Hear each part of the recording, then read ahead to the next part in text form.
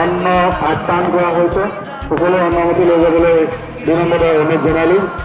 তেওঁ যাতে আমাৰ এই অনুষ্ঠানৰ পৰা ঘৰা ঘৰি গুচি নাযায়।